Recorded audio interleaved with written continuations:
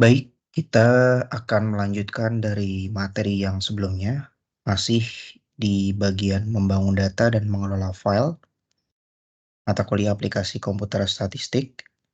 Untuk bagian yang kedua, kita akan meneruskan lagi materi mulai dari penginputan data di SPSS sebelumnya. Saya izin sharing untuk screen pada aplikasi SPSS-nya. Nah, ini dia untuk tampilan SPSS-nya.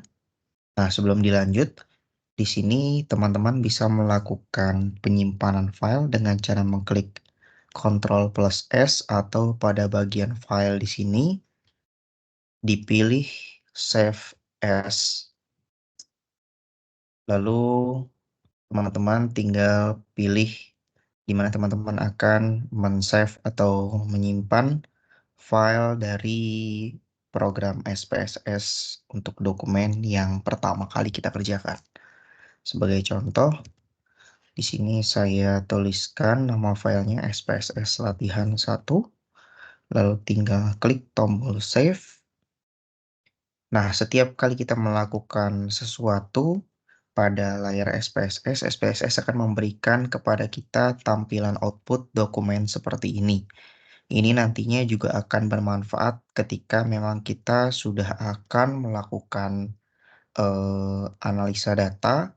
Setiap output yang dihasilkan dari setiap proses pengolahan, baik itu pengolahan data statistik, pengolahan data grafis, dan lainnya, semuanya akan dimunculkan pada output dokumen ini. Sebelumnya kita akan kembali dulu ke halaman SPSS bagian data view yang ini. Oke, pada kesempatan ini kita akan belajar mengenai manajemen data atau pengelolaan file data. Dari data yang sudah diinputkan di SPSS ini, kita akan melakukan beberapa tahapan, mulai dari yang pertama, yakni melakukan sorting data atau mengurutkan data. Itu untuk langkah yang pertama. Lalu yang kedua, kita akan melakukan penyeleksian data. Yang pertama tadi adalah proses penyortiran data. Mengurutkan data atau sortir.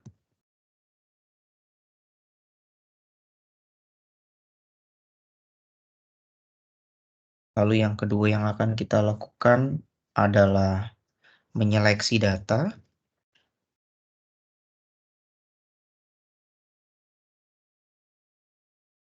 Yang ketiga yang akan kita lakukan adalah transformasi data.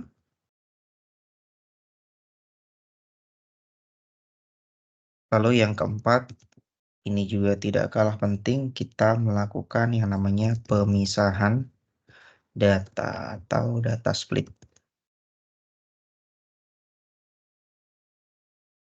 Proses ini merupakan beberapa proses yang sering kali dilakukan melalui aplikasi SPSS ketika memang sudah ada kebutuhan terkait bagaimana user atau pengguna jika ingin melakukan penyeleksian data, membutuhkan data-data tertentu dari secara keseluruhan data, lalu untuk melakukan pengurutan data, mulai dari misalkan sorting ascending by number, mengurutkan berdasarkan nomor, mengurutkan berdasarkan abjad, mengurutkan berdasarkan rentang usia misalkan seperti itu, dan lain hal sebagainya terkait dengan pengurutan data. Yang ketiga yakni proses transformasi data, yakni perubahan dari satu jenis data ke jenis data yang lainnya. Tujuannya agar mempermudah lagi-lagi proses untuk analisa data nantinya. Lalu yang keempat adalah pemisahan data, tentang bagaimana cara melakukan pemisahan data dari data yang mungkin sebelumnya masih bersifat eh, abstrak, lalu dipisahkan data-data yang tidak ingin digunakan, hanya menyeleksi atau memisahkan data-data yang perlu saja untuk digunakan, sementara untuk data-data yang tidak diperlukan untuk kemudian dapat di-take out atau disingkirkan dari himpunan data yang lainnya. Baik, langsung saja. Yang pertama kali kita lakukan adalah proses data sorting atau mengurutkan data. Cukup mudah untuk langkah-langkahnya. Teman-teman hanya perlu memilih salah satu menu yang terdapat dalam SPSS ini, yakni perintah sort case. Sort cases di sini teman-teman bisa pilih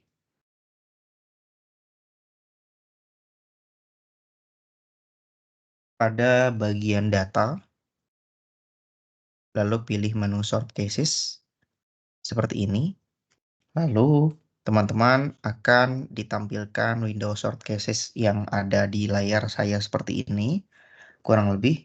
Dan di sini teman-teman akan diperbolehkan untuk memilih dari beberapa item yang ada di sini atau judul tabel yang mana yang akan diurutkan berdasarkan pada apa. Sort by berdasarkan pada nilai yang mana. Sebagai contoh, misal saya ingin mengurutkan berdasarkan hasil nilai UAS dari mata kuliah aplikasi komputer statistik ini. Maka yang perlu saya lakukan adalah tinggal memasukkan nilai UAS seperti ini, lalu pastikan sort ordernya by ascending, yang mana artinya adalah mengurutkan berdasarkan nilai yang paling kecil ke nilai yang paling besar. Jika sudah, tinggal diklik tombol OK. Nantinya output akan memberikan kalimat perintah seperti ini, sort case by nilai UAS dalam kurung A, maksudnya A di sini adalah diurutkan secara ascending. Hasilnya bisa teman-teman lihat seperti ini. Nilai UAS akan berurutan mulai dari nilai yang paling kecil sampai dengan nilai yang paling besar. Begitupun disesuaikan dengan kolom-kolom lainnya, nama, gender, prodi, dan kriteria. Jika ingin mengurutkan sebaliknya, tinggal dipilih saja kembali untuk sort case-nya, masih dengan menggunakan nilai UAS, hanya saja dipilih untuk sort ordernya menjadi descending seperti ini. Nanti dia akan mengurutkan dari nilai UAS yang paling tinggi ke nilai UAS yang paling rendah. Seperti ini, kalimat perintahnya berubah ya. Sort case by nilai UAS, tapi nilainya descending. Atau mengurutkan dari nilai yang paling tinggi ke nilai yang paling rendah. Kira-kira seperti ini.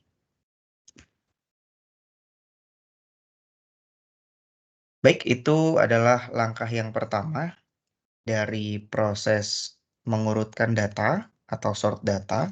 Selanjutnya saya akan lanjut ke poin nomor yang kedua, yakni menyeleksi data atau select data.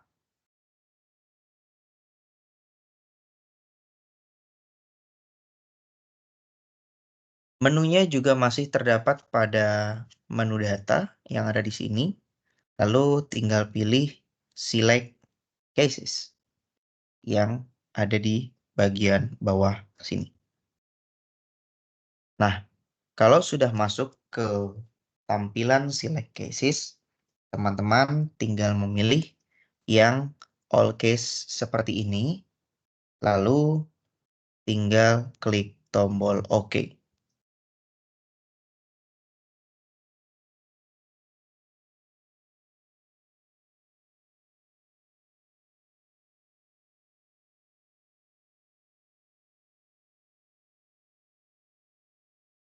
Sorry. Untuk select case di sini, teman-teman dapat memilih sesuai dengan kriteria yang teman-teman tentukan. Tentunya, untuk pengambilan atau selecting data di sini ada beberapa kriteria yang bisa teman-teman pilih. Nah, di sini dimisalkan saya ingin menselect atau mengambil data berdasarkan eh, prodi. Prodi di sini ada dua ya. Ada prodi akuntansi, ada prodi manajemen. Nah, ceritanya di sini saya ingin mengambil hanya untuk prodi yang pertama, yakni prodi akuntansi. Nah, jika saya ingin mengambil prodi akuntansi saja, saya harus memilih menu select pada bagian yang if condition is satisfied. Lalu kita klik tombol if yang ada di sini. Lalu tinggal kita tentukan sesuai dengan kriteria yang kita inginkan. Sebagaimana tadi saya sebutkan di awal, saya ingin memilih program studi, di mana prodi di sini saya hanya ingin mengambil untuk prodi akuntansi. Nah, sebagaimana teman-teman ketahui bersama pada video yang pertama, untuk prodi di sini ada dua jenis, yakni prodi akuntansi dan manajemen, di mana prodi akuntansi itu ditulis dengan value 1, sementara manajemen dituliskan dengan opsi 2. Sementara manajemen opsinya 2. Maka dari itu, ketika kita ingin memilih select cases yang if, kita pilih prodi yang bernilai 1.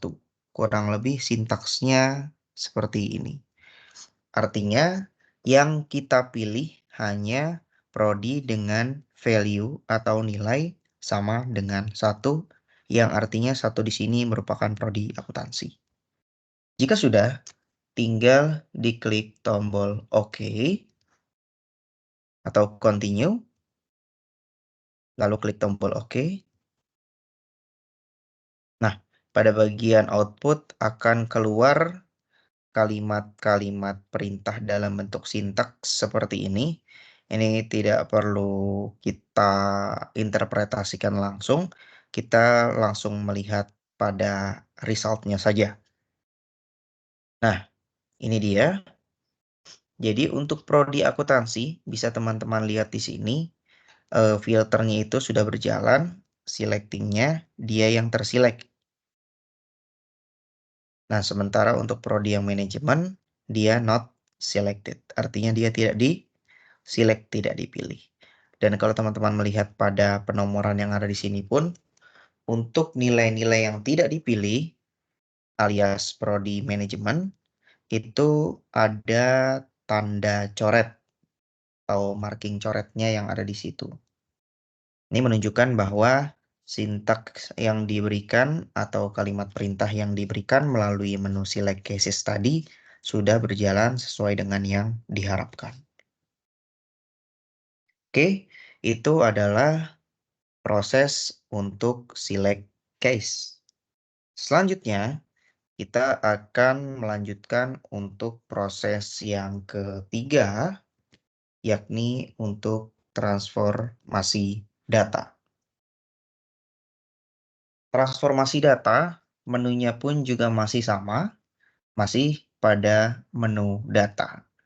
Nah, transformasi data di sini tujuannya adalah untuk mentransform atau merubah suatu nilai dari suatu skala ke skala atau bentuk yang berbeda. Sebagai contoh, di sini saya ingin merubah penilaian dari nilai UAS yang ada di kolom nilai UAS ini, yang mana nilainya ini ada dalam skala numerikal atau skala angka. Mulai dari yang terkecil 50 sampai dengan yang paling besar 100. Ingin saya ubah ke skala ordinal sebagai contoh. Misal, untuk nilai yang berada di bawah 60, itu artinya nilainya kurang. Jika nilai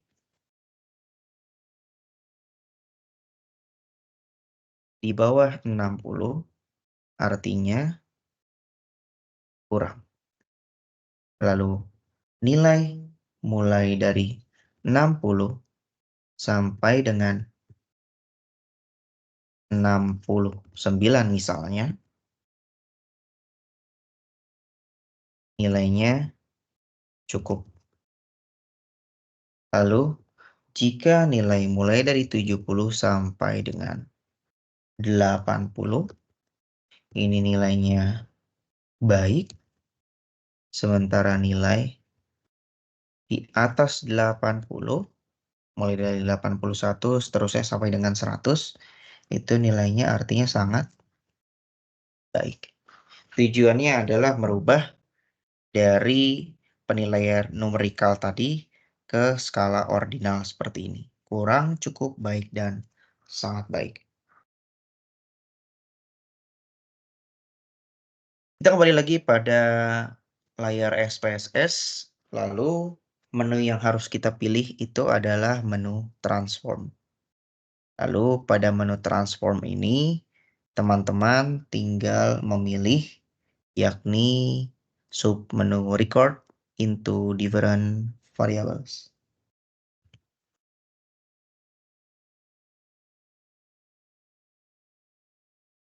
Nah, yang ingin kita rubah adalah nilai UAS. Nilai UAS ini yang akan kita transform, bisa mendouble klik seperti ini, atau bisa juga mengklik tombol yang ada di sini.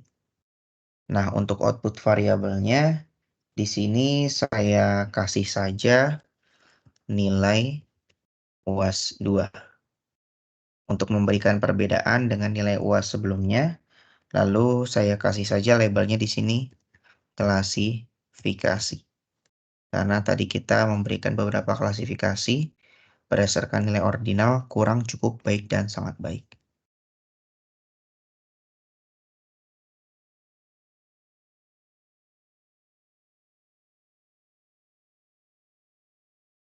Lalu klik tombol change.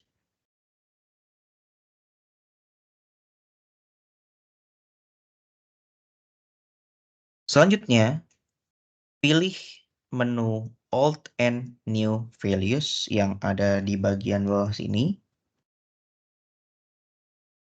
Lalu kita akan masukkan satu persatu untuk kriteria penilaian yang tadi sudah kita sebutkan sebelumnya.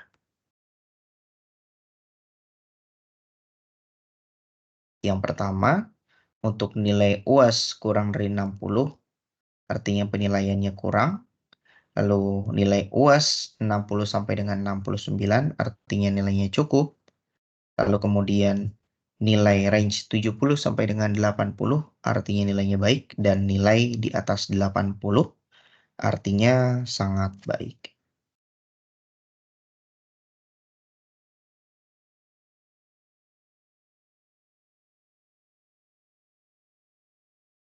Oke, ini yang pertama.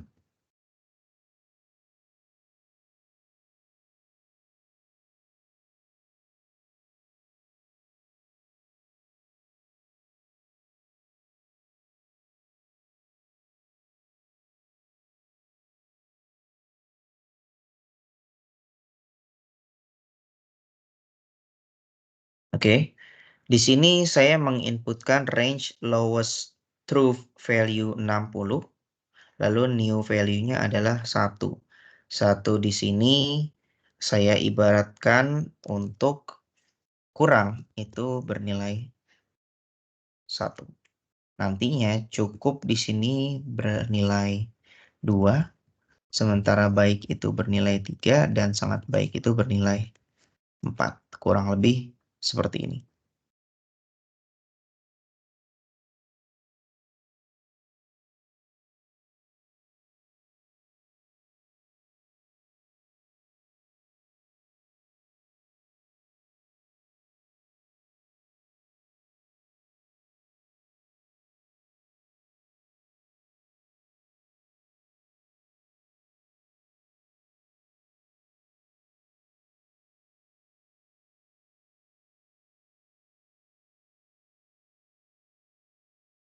Ini adalah cara untuk menginputkan nilai range. Tadi kita mendefinisikan nilai 60 sampai dengan 69 itu nilainya cukup. Lalu kemudian kita akan menuliskan juga untuk yang nilai selanjutnya. 70 sampai dengan 80 saya kasih nilai 3. Seperti ini. Lalu untuk nilai di atas 80 artinya sangat baik, bisa pilih untuk menu yang ini.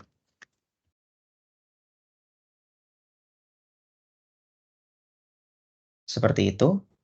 Nah, jika sudah, tinggal klik menu continue yang ada di bagian bawah sini. Lalu klik tombol OK. Ini di bagian output, dia akan keluar beberapa sintaks. Tapi kita tidak perlu melihat sintaksnya kembali. Kita balik lagi ke halaman data view. Nah, nilai yang ada di sini sudah mendefinisikan berdasarkan nilai UAS yang ditransformasikan ke bentuk penilaian ordinal. Lagi-lagi di sini setiap penilaiannya sudah kita definisikan dan sudah keluar hasilnya sesuai dengan yang diekspektasi di dalam penilaian transform tadi. Nah, untuk memberikan label pada masing-masing penilaiannya, ini bisa kita edit pada bagian variable view. Untuk nilai UAS 2, kita berikan value atau nilai dari penilaian yang sebelumnya. Sama dengan proses yang ada pada gender, prodi maupun kriteria. Di sini tinggal saya tambahkan 1 untuk kurang, 2 untuk cukup, 3 untuk baik, dan 4 untuk sangat baik. Oke. Dan pada bagian data view akan berubah datanya seperti ini. Karena sudah disesuaikan pada bagian value-nya. Oke, jika ingin melihat nilai aslinya, tinggal kita menonaktifkan saja value labels-nya. Nanti hasil aslinya kurang lebih seperti ini.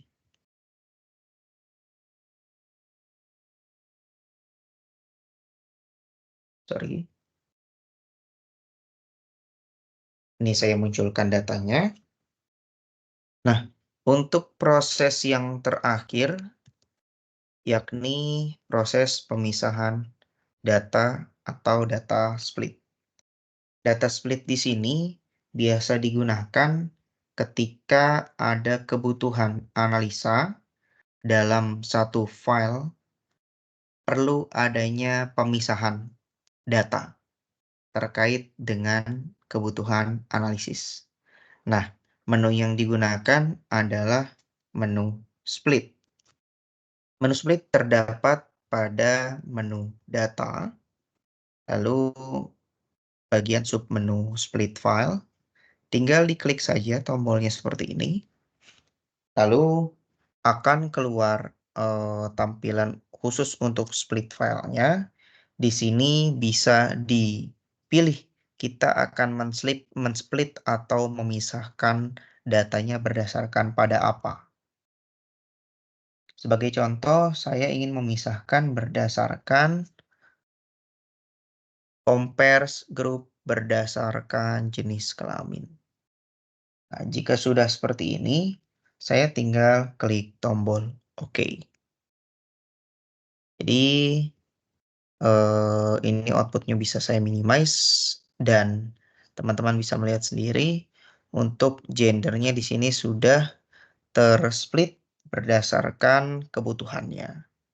Nah, proses split di sini sebetulnya hampir sama dengan proses sorting data. Apabila kita melakukan sorting data berdasarkan pada gender pun, hasilnya kurang lebih akan memberikan tampilan seperti ini.